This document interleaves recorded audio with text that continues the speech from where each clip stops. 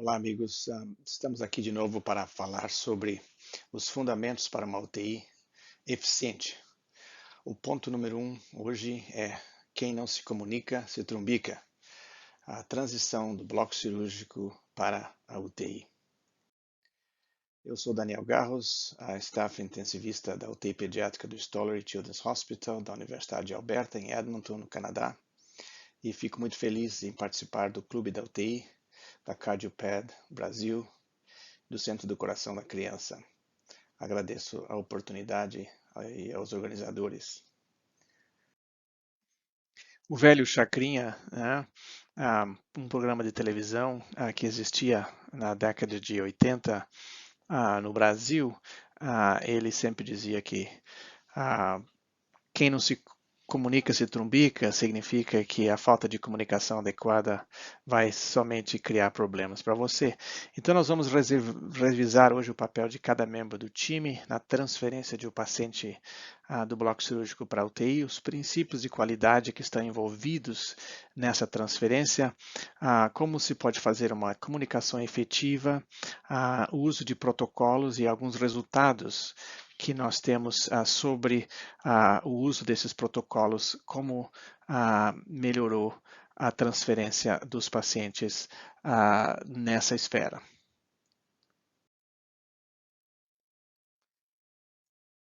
A comunicação efetiva tem alguns princípios. Um dos princípios é o princípio que veio da aviação civil, que se chama cabine estéreo. Cabine estéreo significa que nos momentos cruciais de um pouso, de uma aterrissagem, de um momento crítico dentro da viagem de um avião, ninguém pode interromper os pilotos. Então, este conceito é transformado na área da saúde, em momentos críticos que nós estamos passando, e a passagem, a transferência de um paciente na UTI vindo do bloco cirúrgico é um momento de cabine estéreo. Os papéis são bem definidos. Por exemplo, os papéis da enfermeira, uma vai ouvir a transferência, a outra enfermeira vai trabalhar nas linhas, ver se os tubos, os drenos de tórax estão corretamente colocados. O terapeuta respiratório vai checar o respirador e ter certeza que está tudo sob controle. O relatório vai ser feito em detalhes e nós vamos elaborar um pouco sobre isso.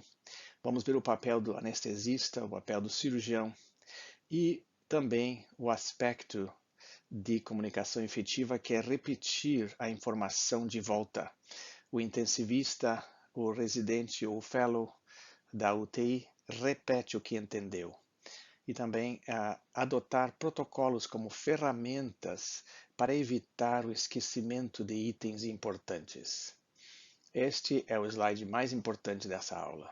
São esses os papéis, as diretivas que temos que elaborar para que haja uma transferência de um paciente do bloco cirúrgico para a unidade de forma tranquila e eficiente.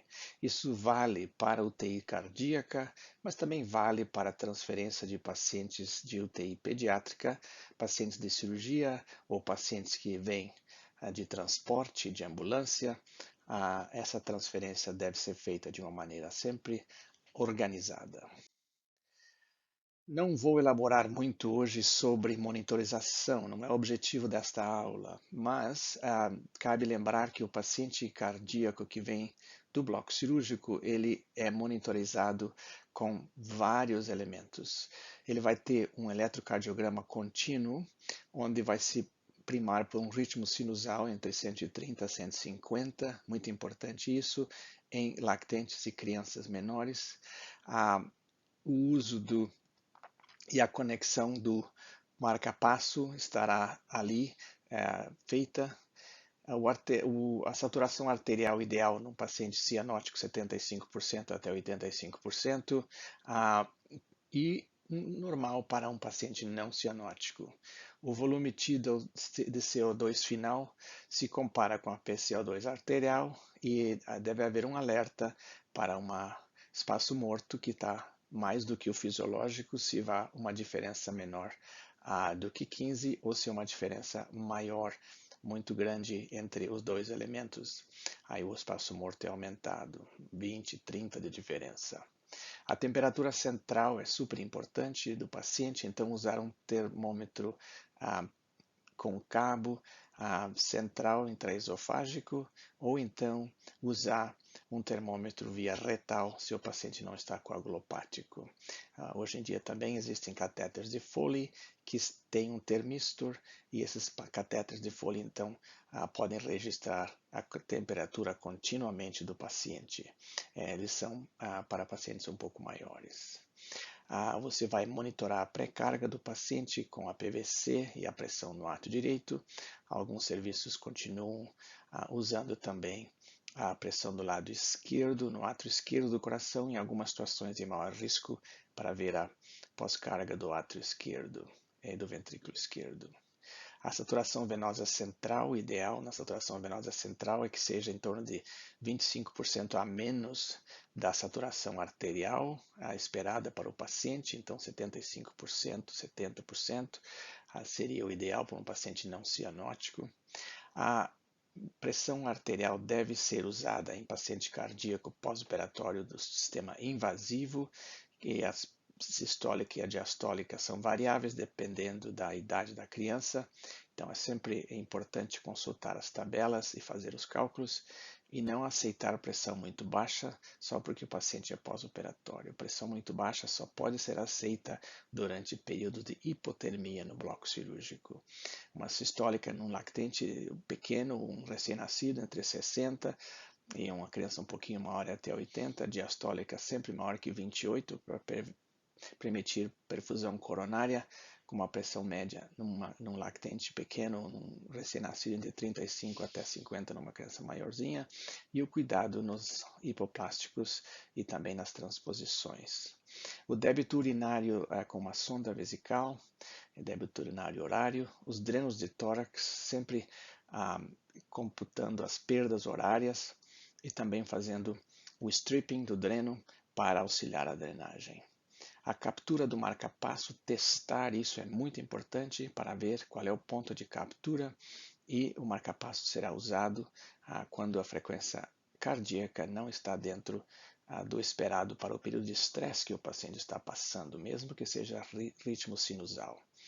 E, ultimamente, alguns serviços estão colocando NIRS, um monitor bilateral, tanto central do sistema nervoso como somático na altura dos rins.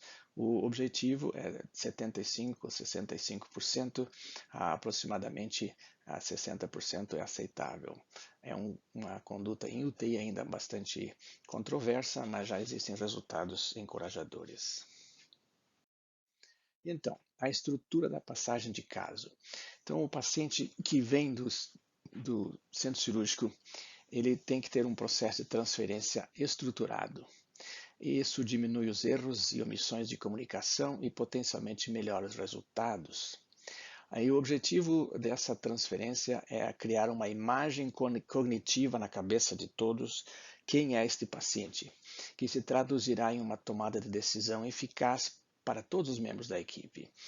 Criar uma consciência situacional. Isso é importante também, outro princípio que vem da aviação, que significa que todos os membros da equipe naquela hora da passagem de plantão estão cientes de toda a situação, do que está acontecendo ao redor deles, com o paciente e com os outros membros da equipe.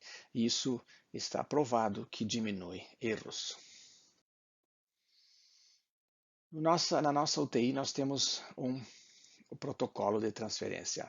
Nós usamos esse protocolo já há muitos anos, mas agora foi organizado de uma maneira melhor, e nós temos também na UTI cardíaca um protocolo assim, que é quando o paciente vem da UTI, ele vai receber dois tipos de transferência. A transferência direta para os pacientes mais severos e uma transferência indireta com o paciente que teve simplesmente um procedimento tipo uma broncoscopia, alguma coisa simples.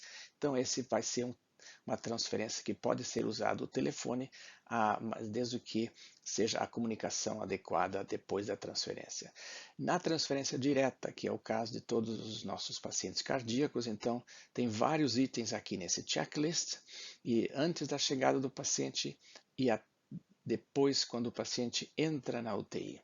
O importante é destacar que esse paciente terá que ter os membros da equipe presentes, a anestesia, o representante da cirurgia, o intensivista e o fellow ou residente, a enfermeira da UTI e a enfermeira que vai trabalhar com o paciente, são duas enfermeiras geralmente, e a enfermeira que recebe, a que está marcado aqui, e também o terapeuta respiratório.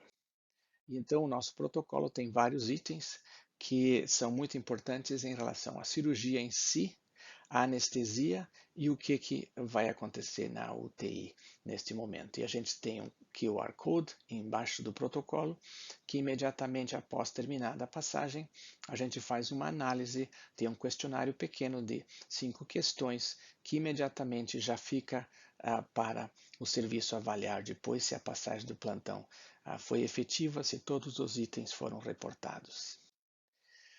Isso funciona?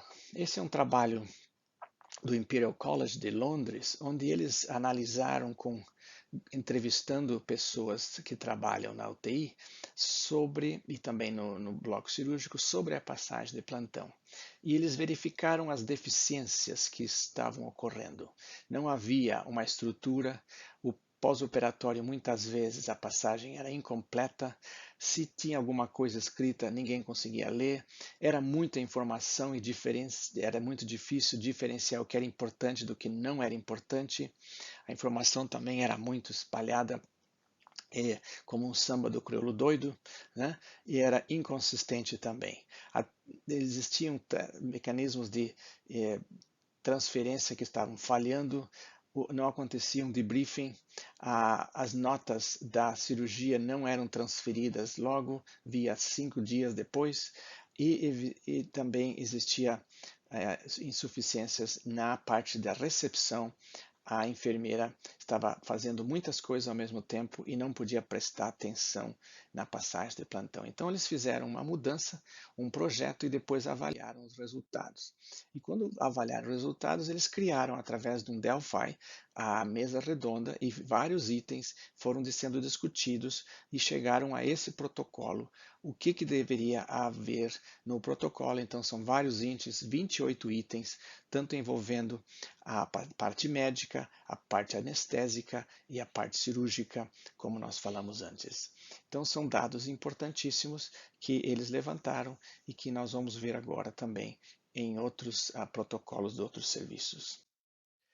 Isto tem sido muitas vezes comparado com um pit stop de Fórmula 1, como se acompanha na televisão. Muitas vezes a gente vê o carro entrar, ficar 17 segundos, 20 segundos e sair com os 4 pneus trocados, reabastecido, ou então até a troca de alguma parte do equipamento. Será que a gente pode comparar desta maneira? Olhando de cima, vocês veem o carro aqui sendo levantado, alguém botando a plaquinha para dizer que tem que estar parado e levantar a placa quando o piloto pode ir embora, os outros dois colocando a gasolina ou o combustível e assim por diante. Assim está o nosso paciente que chegou na UTI. O anestesista num lado, o residente da anestesia nesse lado também, já olhando para o ventilador com o terapeuta respiratório, se tiver. Nesse caso aqui não tem, então o anestesista está preparando o ventilador. A enfermeira vai olhando para as bombas de infusão, tendo certeza que vai estar colocada, não o combustível, né? Colocado na tomada para que as bombas de infusão não morram por causa da bateria. O cirurgião está aqui do lado como observador de tudo que está acontecendo e esperando a sua vez de falar. Uma enfermeira se dedicando aos drenos de tórax, a outra melhorando, colocando no lugar certo o catéter de demora da urina, e então tudo isso está sendo feito e o intensivista, assim como o cirurgião, está nesse canto aqui observando o paciente diretamente.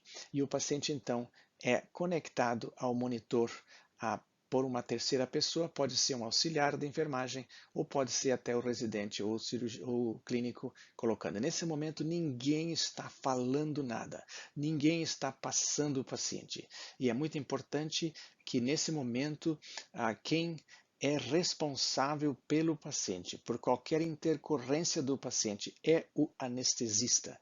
Ele só passa a responsabilidade do paciente no momento em que ele sai da UTI e fez a passagem, a transferência de responsabilidade para o intensivista. Se você vê o paciente deteriorando na sua frente nesse momento e começar a interferir, vai ser um samba do crioulo doido. Vai ter muitos cozinheiros na cozinha. A responsabilidade nesse momento é do anestesista. Ele vai dar a droga se o paciente está acordando, ele vai dar líquido e pedir para a enfermeira administrar líquido se a pressão está baixando, ele vai pedir para ajustar a bomba de infusão. A responsabilidade até esse momento é do anestesista. O intensivista está quieto, ele pode dar sugestões para o anestesista, mas a responsabilidade é do anestesista. Então, nesse posicionamento da sala, existem muitos artigos mostrando isso. Esse é do Pediatric Critical Care de setembro de 2017, mostrando exatamente essa ergonomia, né? Essa área onde estão todos ao redor do paciente, a posição de cada um, o cirurgião, número 10 aqui, o número 9 o intensivista, o número 8 o anestesista. Nesse caso existe o terapeuta respiratório, ele está colocando aqui o RT, né, preparando o respirador. No caso do Brasil seria o terapeuta respiratório ou uma outra enfermeira.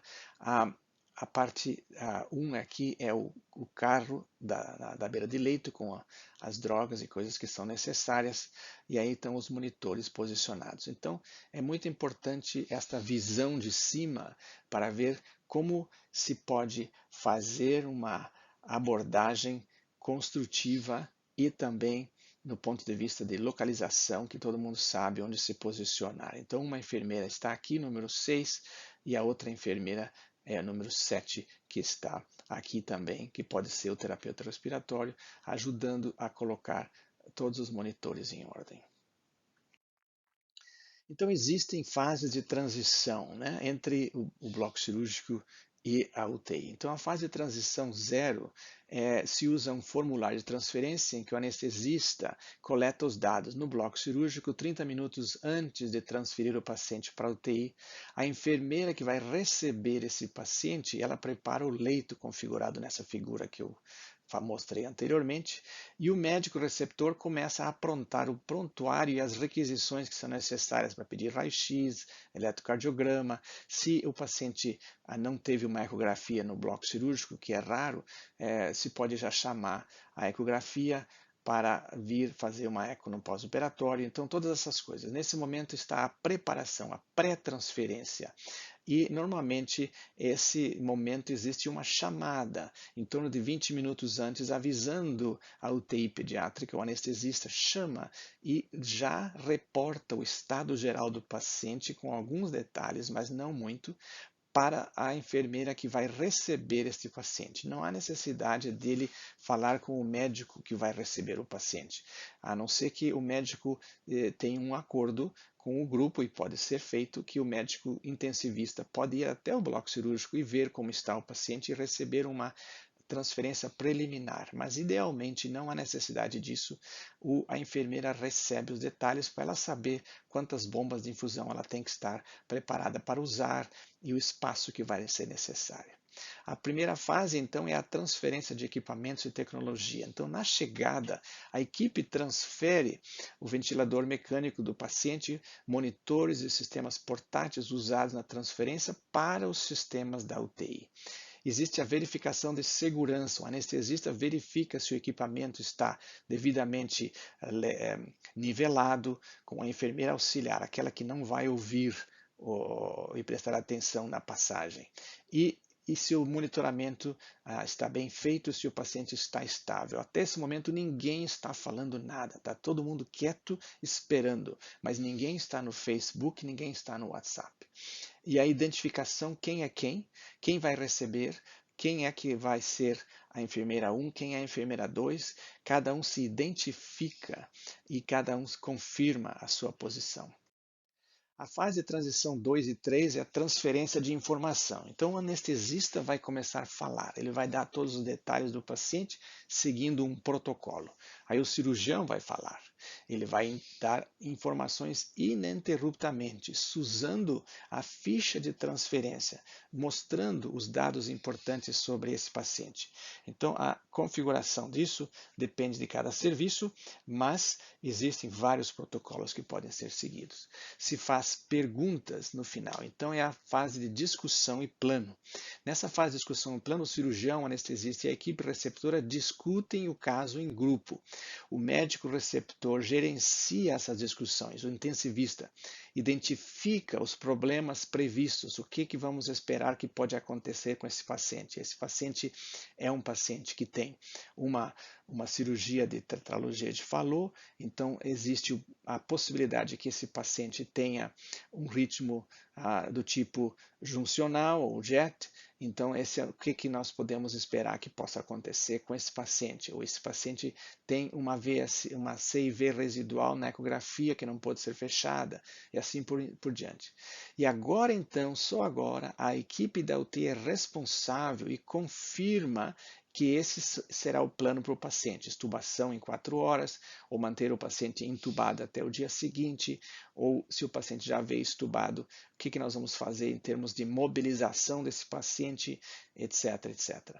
Então esse plano é discutido. E importante, muito importante, que não está nesse aspecto aqui, mas em outros planos, e a gente também faz esse protocolo funcionar, é que haja o fechamento do loop de comunicação. Então, o cirurgião está ali ainda, o anestesista está ainda ali, e o intensivista, ou residente, ou fellow, diz assim: então, o que eu entendi é que esse paciente foi o fechamento de uma CIV, a ecografia não teve nenhuma CIV residual, não teve sangramento importante, a intubação foi dificultada por uma visualização difícil, é um grau 2, então vamos colocar um aviso na beira do leito e entendemos que a expectativa é que essa criança possa ser estubada em torno de 12 horas.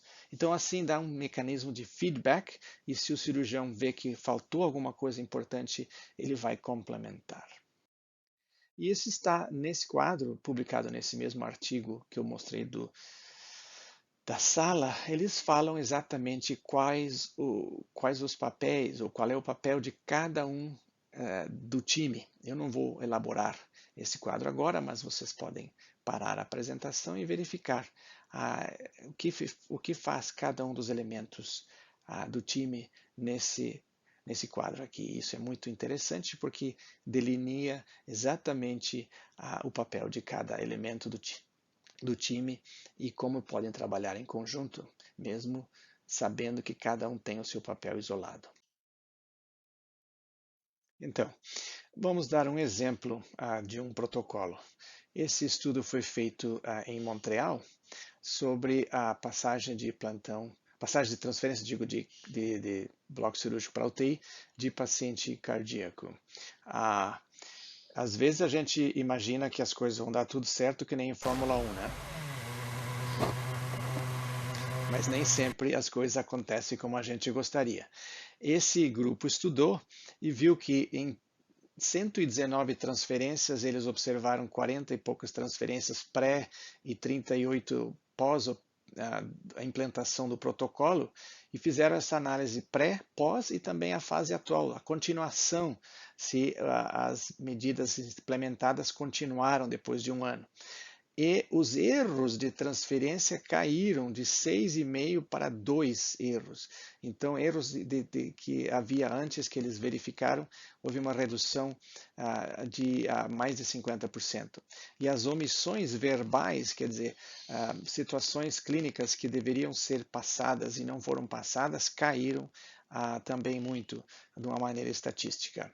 E esse protocolo deles é um protocolo muito simples, mostrando que tipo de cirurgia, o procedimento, quanto tempo de bomba, de cross-clamp, de hipotermia, se foi usado a perfusão cerebral regional, e os eventos intraoperatórios e que intervenções foram feitas. As medicações usadas, quanto sangue foi usado, o débito urinário, quantos elementos de cristalóide, plasma ou plaquetas, etc., foi usado. E depois a parte de ritmo cardíaco, se precisou usar o marca-passo, e os tubos de tórax, se já houve também sangramento, a quantidade, e também o catéter de demora, e se foi colocado o catéter de diálise no centro cirúrgico, e os sinais vitais muito importantes, como eles estavam e as pressões antes da transferência do paciente.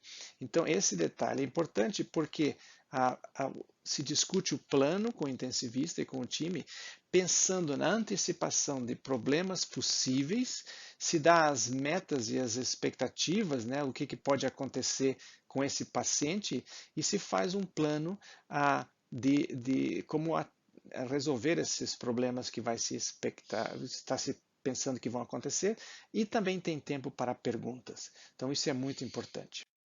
Esse é um outro protocolo do Montreal Children's, também no Canadá, e que usa mais ou menos essa mesma estrutura, um pouquinho em mais detalhe, usando até o pré-operatório, a história da criança, o intraoperatório médico, a parte intraoperatória cirúrgica, a parte médica então seria a parte do anestesista, e é feito por sistema respiratório, sistema hemodinâmico, e no fim as medicações e a eletrolíticos e tudo.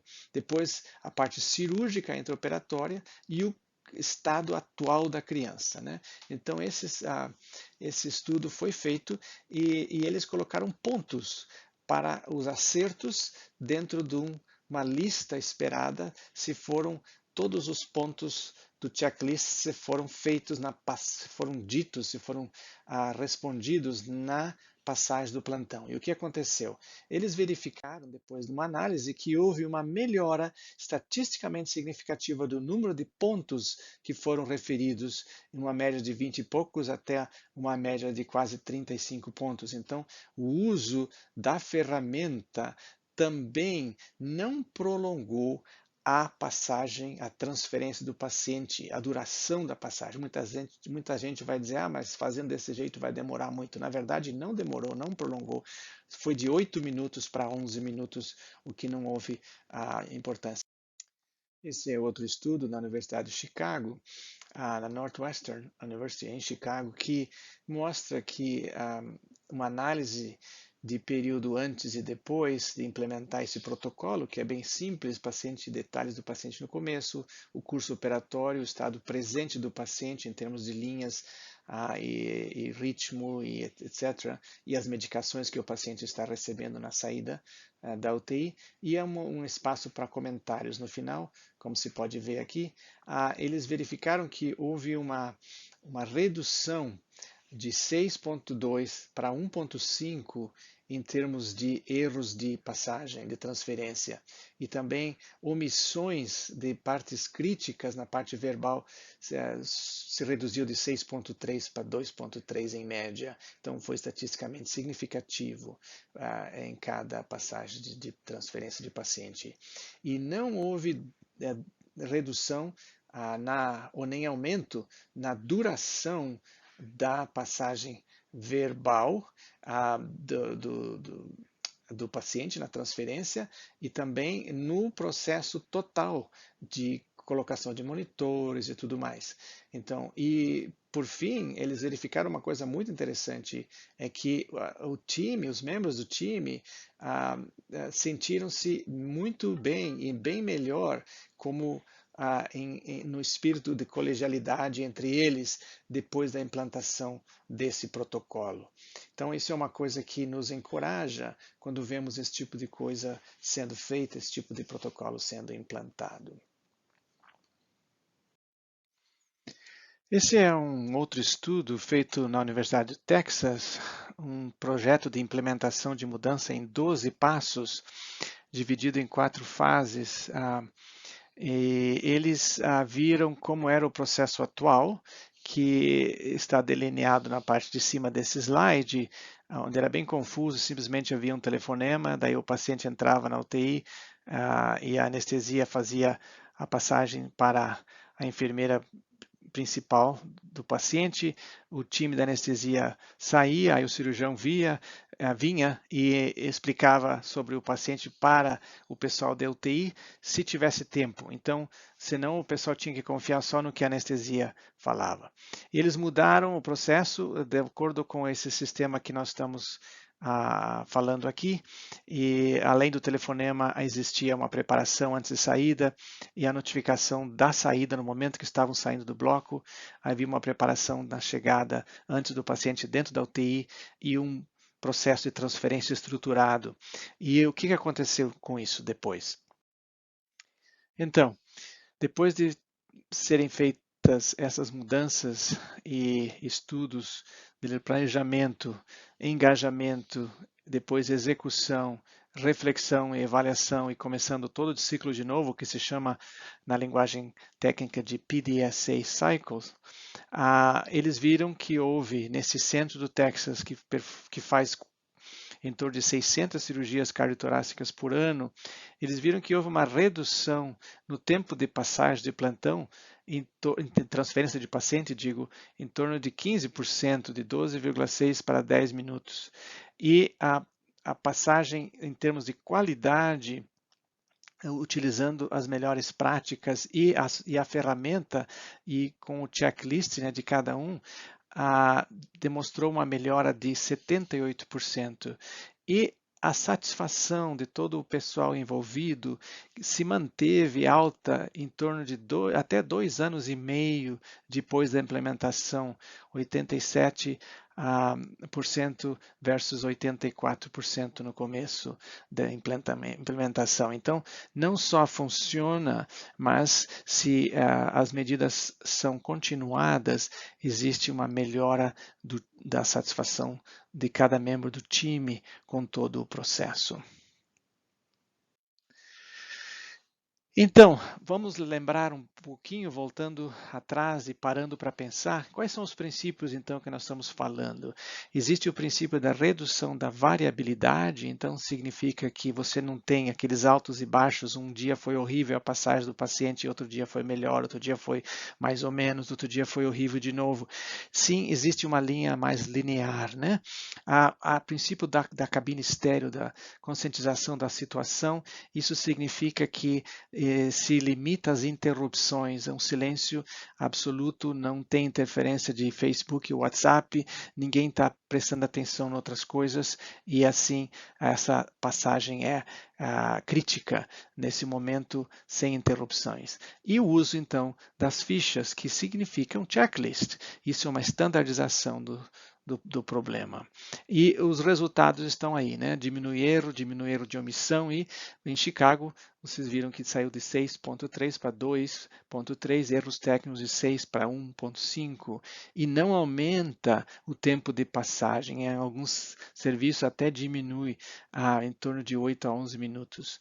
E melhora então a sensação do time, a ideia de colegialidade, né? E os resultados vão além do momento. Esse estudo com 1.500 pacientes neonatos, lactentes, crianças e adultos, publicado no Joint Commission, no jornal da Joint Commission, mostra que um estudo de 41 meses com 1.500 casos pré e pós, modificou a taxa de extubação não planejada, vejam só, de 0,6 a 0,2 para cada 100 dias de ventilação mecânica. E houve uma redução na média de tempo em ventilação mecânica por paciente, de 17 horas para 12 horas, quando essa transferência do paciente foi estruturada. Então, não é só a melhora no momento, mas até a melhora no cuidado geral do paciente. Isso enfatiza o trabalho em equipe. Eu sempre gosto de dizer que um trabalho bom de equipe significa que os egos ficam do lado de fora da porta da UTI. A hierarquia acaba, somos todos iguais, somos todos parte de um time. Se concordarmos em deixar nossos egos na porta, então, em última análise, a equipe se beneficiará e nós prepararemos o terreno para um atendimento otimizado ao paciente. O verdadeiro trabalho em equipe e a tomada de decisão compartilhada são fundamentais para preservar a unidade e a força da equipe multiprofissional e, ao mesmo tempo, proporcionar um atendimento de saúde de excelência. Esse é de um artigo escrito por vários profissionais que trabalham em UTI pediátrica cardíaca. Então, o ego fica do lado de fora da UTI. Somos todos iguais, vamos respeitar as opiniões de todos. E a comunicação, além de efetiva, ela tem que ser clara. Não adianta falar grego, não adianta usar o alfabeto médico na escrita, ela tem que ser uma comunicação clara, como esses sinais na porta de uma UTI de São Paulo, onde fala sobre que esse paciente tem risco de queda, risco de alergia, risco de úlcera por pressão, etc. Então, a nossa comunicação na UTI tem que ser efetiva. Algumas ferramentas podem ser usadas, né? Uma delas, na passagem de plantão e também na transferência de paciente, é o iPass. Existem seminários que ensinam como usar o iPass. O iPass, em inglês, as siglas significam a intensidade, né, a gravidade da doença, o histórico do paciente, bem detalhado, a ação, então o que a gente vai ter que fazer, prestar atenção no que nas próximas horas, né, e a situação, então a gente faz a conscientização da situação presente do paciente e o plano de contingência para se acontecer isso ou acontecer aquilo, e no final sintetiza para mim. Então o receptor dá um sumário do que aconteceu, pergunta e repete os itens que terão que ser feitos para que todos estejam cientes e haja essa conscientização coletiva do estado do paciente. O uso dessa ferramenta em passagens de plantão, não em transferência de paciente de UTI, do bloco para UTI, mas em passagens de plantão, levou a 23% a redução relativa em erros médicos em todos os hospitais combinados, num estudo publicado no New England em 2014, uma média de 24 para 18 erros e 30% de redução relativa na taxa de eventos preveníveis. E a taxa de near misses, que é aquilo que quase aconteceu, mas não aconteceu porque alguém interviu, e erros médicos não maléficos caiu em 21%. E aí está outro sistema de comunicação, é o chamado SBAR, que é o que nós usamos aqui no nosso hospital.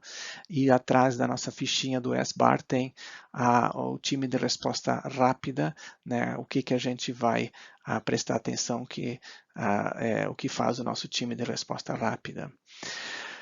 Além disso, a prescrição padronizada. Esse é o antigo prontuário nosso, onde tinha essas folhas de prescrição. Hoje em dia são todas eletrônicas, mas mesmo na prescrição eletrônica, temos há mais de 4 anos agora. Eu sei que no Brasil vocês estão já há muito mais tempo com prescrições eletrônicas em muitos lugares. O importante na prescrição são os limites apertados, os parâmetros, né?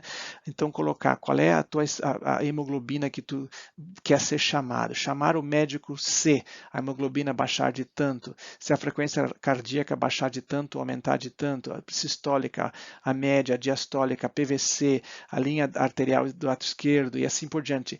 Se perder o marca-passo, né, a captura, se o lactato subir além de 4 ou se o déficit de base aumentar. Então, esses são os dados para que a enfermagem saiba quando chamar o médico, quando ter que intervir e chamar e discutir com o plantonista. E outra coisa que a gente faz, a gente nunca recopia a prescrição é inicial, ela perdura, ela só é modificada nos dias seguintes. A cópia de prescrição faz muita oportunidade, cria oportunidade para muitos erros. Por exemplo, nós temos antibióticos que caem fora no 10º dia, a não ser que você queira continuar, e aí você tem que escrever só o que muda. Então, isso é uma coisa que tem que mudar no Brasil. Em muitos lugares eu vejo que se copia e recopia a prescrição todos os dias. A comunicação visual é muito importante. Esse paciente tem uma via aérea difícil, então está em cima da cabeceira do leito desse paciente o aviso sobre a via aérea difícil. Ou então, esse paciente é um paciente de hipoplasia do ventrículo esquerdo, o oxigênio só pode ser usado no blender, você tem que usar ar ambiente ou no máximo 30% de oxigênio sempre no blender, não pode simplesmente pegar 100% da parede e ambusar esse paciente com 100%. Então esse visual na comunicação ajuda muito. Concluindo então, esse é o passo primeiro para um bom desfecho do paciente cirúrgico na UTI cardíaca ou então paciente na UTI pediátrica em geral. É uma boa transferência de caso, transferência de paciente. Existem ferramentas, eu citei várias, adote uma, teste, use de novo, teste de novo, melhore, faça um projeto de melhoria na sua unidade para que seja adotado esse tipo de coisa.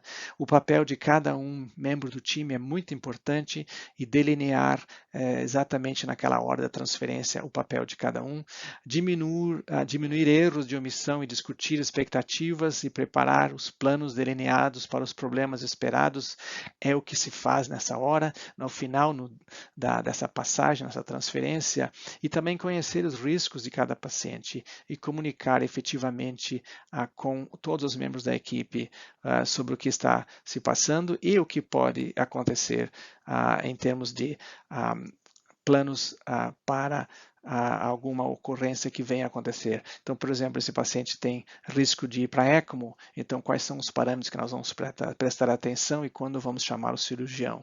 Vamos colocar esse paciente em alerta de ECMO, por exemplo?